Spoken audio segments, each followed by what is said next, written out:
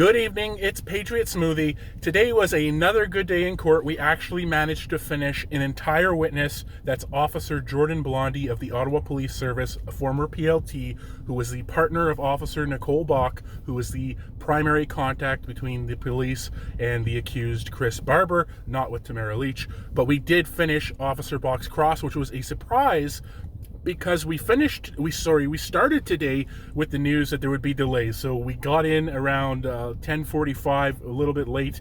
We broke until 11:30, and then we got back at 11:30 for a little bit, and then we recessed again until 2. So there wasn't a lot done in the morning, except for the judge saying that she would not have her decision concerning the amount of redactions done to Exhibit C, the emails between different police officers where the solicitor-client privilege is claimed. She wouldn't have her decision on the redactions and the privilege relating to that until Friday.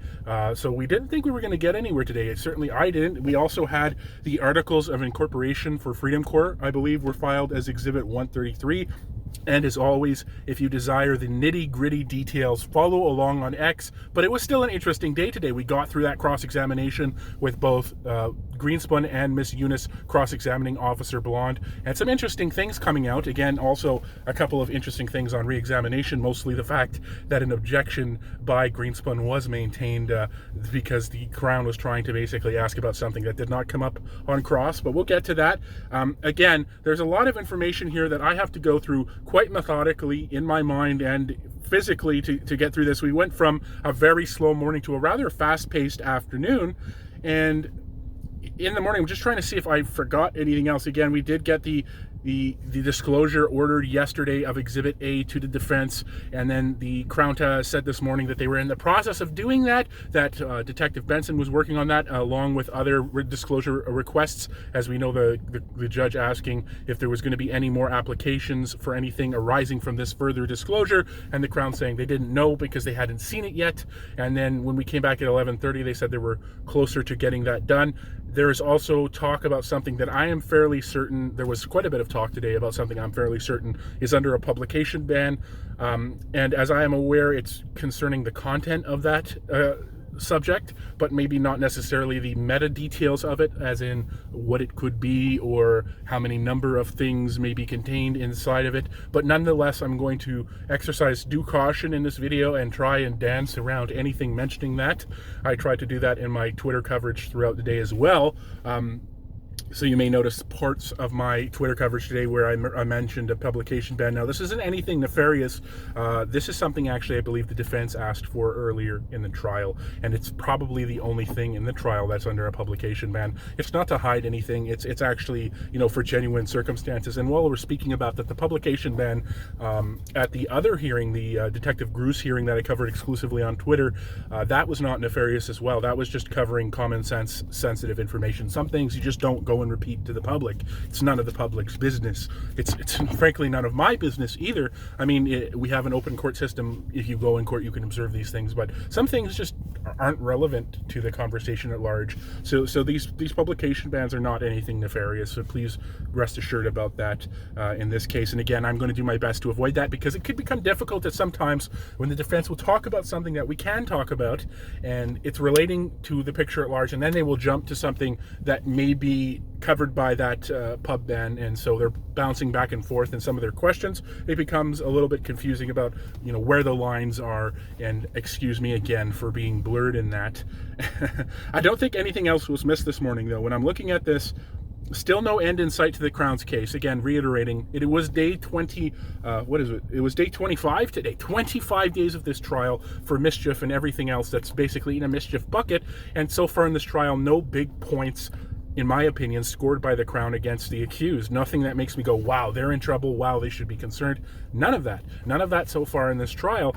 And I just find myself asking, where does it end? Because it's day 25 of the trial, and day 25 of the Crown's case. Trial was estimated to last 16 days, whereas the Crown's case was estimated to take 10 days, and we're on 25 days of the Crown's case, more than 2.5 times the estimate of what the Crown was supposed to take for their case. And I still can't see the end. Yes, we finished Officer Blondie today. It's pronounced Blondie, but spelled Blonde. and we finished him, but we still have Officer Bache. We still have others who might be recalled based on Exhibit A. The defense, I understand at this point, has been given Exhibit A. Maybe they're missing something from it. Who knows? But they have seen it. They have gone over it, and I believe they intend to use that on Friday with Officer Bache, Bache.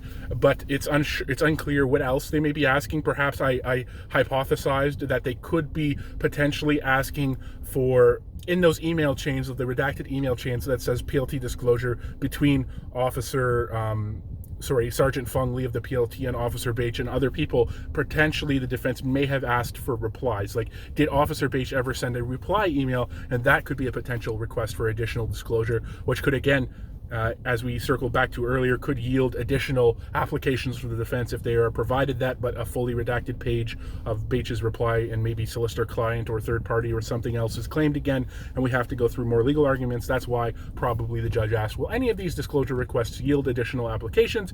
To which the Crown responded roughly no, because I haven't seen them yet. I can't tell you that, but we don't know. Maybe they could be doing the same thing again with that. But I'm not saying it.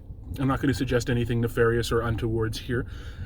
Now, to the subject of the cross-examination, which again was a surprise. We came back at 2 after the multiple delays in the morning and the filing of the articles of incorporation, and the judge saying that she would take until Friday for the issue of attorney-client privilege, solicitor-client privilege, which is, as she said earlier in the trial yesterday, the bedrock of the Canadian justice system. So very serious, considering piercing that veil. But as I understand, what she's trying to do right now with Exhibit C, those emails between multiple police officers where the OPS argues solicitor-client privilege because Officer Fung Lee is disseminating legal advice from the Crown to those officers. She's trying to establish, Justice Heather Perkins McVeigh is trying to establish whether or not there is privilege communication in there, because there's 3 criteria for privilege, remember, as the SEC set out in, I don't remember which case, that it is someone seeking legal advice, that is between a solicitor and a client, and that the forum is private. Basically, it's in a private means. So those are the 3 criteria, as I understand, the SEC has set out for privilege. And once privilege is attached, solicitor-client privilege, it's very encompassing, and piercing that is super serious. And Justice Heather Perkins McVeigh has said on multiple occasions throughout this trial, the specter is the word she used, of piercing, solicitor-client privilege is that serious of a consideration. But the defense earlier indicating in this trial that if that was the determination that this is actually properly solicitor-client privilege and not just something being overly claimed as such to maybe not disclose something relevant, then they would not attempt to pierce that. But we don't know. And also, Justice Heather Perkins McVeigh is not only considering the privilege, but that the redactions are properly applied, that they're not overly applied, that there's not things that aren't privileged that are being redacted. So she'll make that decision by Friday, is the anticipation. And now, besides the articles of incorporation and the cross-examination, let me just go to thread 3 here. 3 seems like the so yeah, it was just about the check-ins and stuff. So the cross-examination of Officer Blondie focused on his observations of streets. He saw some streets open, streets with emergency lanes bank between this and this place, the same thing that we've heard throughout all the lanes that were open. We were also asked about his messaging, the messaging he testified about, handing out the blue bordered message, the red bordered message. Did he actually talk to can he identify any of the people he talked to? Who did he talk to? Anybody who would listen? Can he identify any of those people? No, not off the top of his head. And he was also asked a very interesting question. He was asked, in your notes or signal chat, did you ever encounter anyone who told you throughout the duration of the protest that they were there because of Tamara Lich? No. In your notes or signal chat, did you ever remark or note that anyone told you they were there because of Chris Barber? No. Which was very significant. There you were also asked, did anyone in your notes or signal chat, did you ever note that anyone in all of your different, potentially hundreds of different interactions with different demonstrators, protesters, observers, whatever, did you note that anyone hold the line? No. Crown went back to this on re-examination. At that part, the Crown asked, do you remember when Mr. Greenspan asked you, and you said, asked you blah, blah, blah, and you said that you did not have anyone, you did not note anyone using the term hold the line. And then he said, well, did you hear anyone say it? And at that point, Greenspan objected. The witness, Officer Blondie, was removed from the courtroom, in which a discussion occurred in absentia of the witness without them in the room. And Greenspan basically saying, I'm going through these lines. This was mentioned in evidence in chief. And then the judge said, well, I take it to mean that that this is not something that was raised on cross-examination, and Greenspan agreed with that. And then the judge agreed that, yes, this is not a question that it was actually asked on the cross. Like, the question was very specific. It was about, did you note that, not did you hear that? So the Crown was basically trying on re-examination to get that onto the record, that he did hear hold the line, not that he noted it hold the line in the signal or in his duty book or wherever. So the judge did maintain that objection, because the question asked on cross-examination was very specific. Greenspan is a master, and it is a very awesome to watch him work, because it's just awesome to watch people who are good at what they do. And that was a good objection and a good cross-examination. He got that out, which is huge. He also got Officer Blonde to admit that there were different factions, but later on re-examination or elsewhere, he clarified that he believed everyone was there for the same general purpose, the same general objectives. There was discussions about the different conversations he had with the demonstrators, protesters, and Officer Blonde, I think on cross with Greenspan, indicated that there was also people who were there who just to watch. They were observers. They were not participating one way or the other. It was drawing a lot of attention. So there was that. There was a cross part with Greenspan concerning Confederation Park around February 4th, where he said, were the people there all Indigenous, or basically, were they Indigenous influenced? And he said, well, no, I disagree with you there. There were people purporting to be Indigenous, but I can't say one way or another if they were.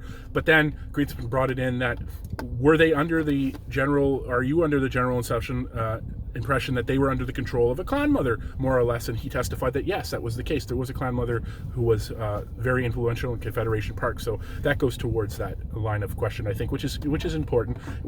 I think the defense is trying to emphasize that there's different groups around, and again, something that the Crown went back to on re-examination, because in one part with Greenspan, I believe Officer Blonde testified that there were many different convoys, but again, everyone there for the same overarching reason. And then he clarified that by saying, or qualified that by saying, that he was saying that there was many different convoys before, because the convoys were arriving from different parts of Canada, but after the fact he considers the convoy in totality as one thing. And then on re-examination he was asked that again, and he basically said the same thing again. In totality, the convoy, I consider all of that to be the convoy, including this trial. And the judge at that point was like, what do you mean including this trial? He's like, well, the entire thing is the convoy, it's one demonstration, it was this. And he was asked by Greenspan about comments in his notebook concerning other demonstrations, potentially counter, which he defined, Officer Blonde defined as counter demonstrations, specifically one, I believe, at 474 Elgin. I'm thinking he's talking about the one at the police headquarters,